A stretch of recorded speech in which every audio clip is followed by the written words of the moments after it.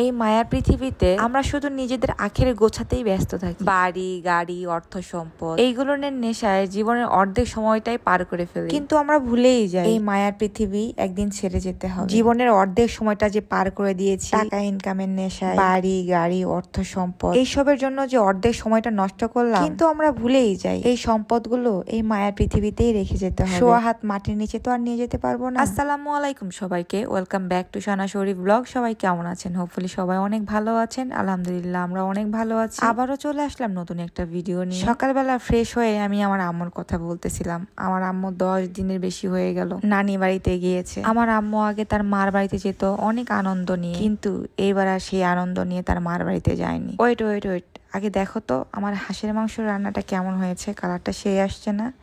এই হাঁসের মাংস কিন্তু আমি রান্না করেছি, যেহেতু মা বাসায় নেই সেজন্য আমি রান্না করেছি। আর আমি সব খাবারগুলো প্লেটে নিয়ে নিতেছি। আর আমি খাবার দাবার শেষ করে আমি আমার মামা শ্বশুরের বাড়িতে যাব। এখন বলি, আমার নানি বাড়িতে আমার মা আগে অনেক আনন্দ করতে যেত, কিন্তু এবার কেন হয় নাই? কারণ এবার তো তার বাবা মারা গিয়েছে। গত বছর আমার দাদি আমার নানি প্রায় 10 দিনের ব্যবধানে দুইজন একসাথে এই পৃথিবীর মায়া ছেড়ে চলে গিয়েছে। এখনো 1 বছর হয় নাই। এই 10 দিন আগে আমার নানাও এই পৃথিবী ছেড়ে চলে গেল। ঠিক 5 দিন পরে আমার ছোট মামা শ্বশুরও মারা গেল। এই 1 বছরের মধ্যে আমার দাদি, নানি, নানা এই 3 জন মানুষকে হারিয়ে ফেললাম। দাদু তো সেই 10-12 বছর আগেই চলে গেছে, আর কেউ রইল না ভালোবাসার মতো। তাই আমার মা নানা বাড়িতে গিয়েছে, এখনো আসে নাই। আমার নানার মারা যাওয়ার 5 দিন পরে আমার মামা শ্বশুর মারা গিয়েছে। আজকে তার মিলাদ, এই জন্য সেই মিলাদে যাওয়ার জন্য আমি রেডি হচ্ছি। আমার মামা শ্বশুরের বাড়ি বেশি দূরে না, 11 নাম্বার। আমার শ্বশুর বাড়ি 13 নাম্বার, আর আমার মামা শ্বশুরের বাড়ি 11 নাম্বার।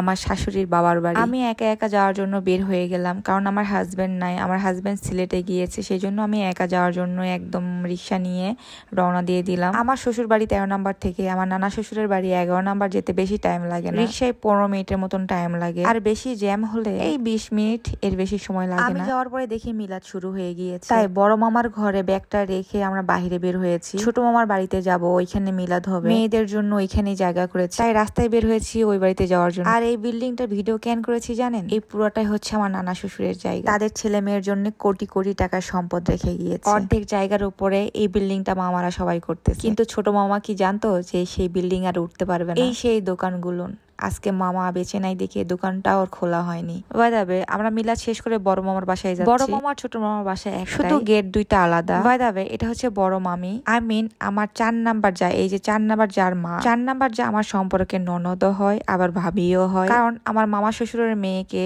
আমার 4 নাম্বার ভাসুর বিয়ে করেছে, সেই ক্ষেত্রে আমার ননদ হয় আবার ভাবিও হয়, কিন্তু আমি সবসময় ভাবি বলেই ডাকি। এটা আমার আরেকটা খালা, খালা শাশুড়ি। আমার সব খালা শাশুড়ি, আমার মামা শ্বশুরা সবাই অনেক ভালো, মাশাআল্লাহ দিলে তাদের ব্যবহার অনেক ভালো। আমি কখনো ফিলই করতে পারি না যে তারা আমার মামা শ্বশুর বা খালা শাশুড়ি হয়, একদম নিজের খালা মামার মতো। এখানে সবাই আমার খালা শাশুড়ি, এটা ছোট খালা, এখানে হচ্ছে মেজো না সেজো আমি অ্যাকচুয়ালি বলতে পারবো না। তো যাই হোক সবাই মিলে একসাথে হয়েছিলাম। তো আমি বাড়িতে আসবো ঠিক সেই সময় মামি আমাকে খাবার দিয়েছে, আমি খাবোই না, মামি অনেক জোর করছে। কি বলবো, আমার বড় মামি যে এত ভালো, কি বলবো। শুধু আমি না, ওই বাড়িতে যেই যায় মামি তাদের জোর করে খাওয়াবে, জোর করে সবকিছু করবে, আর এত কাজ করতে পারে, মাশাআল্লাহ মাশাআল্লাহ। কি বলবো, বড় মামি বলতে আমার 4 নাম্বার যার মা, আমরা সবসময় বড় মামি বলেই ডাকি। আর বড় মামা বড় মামি যে এত ভালো, কি বলবো। তাদের 6টা-7টা বোন, আমরা সবাই সবসময় বড় মামির বাড়িতেই যাই।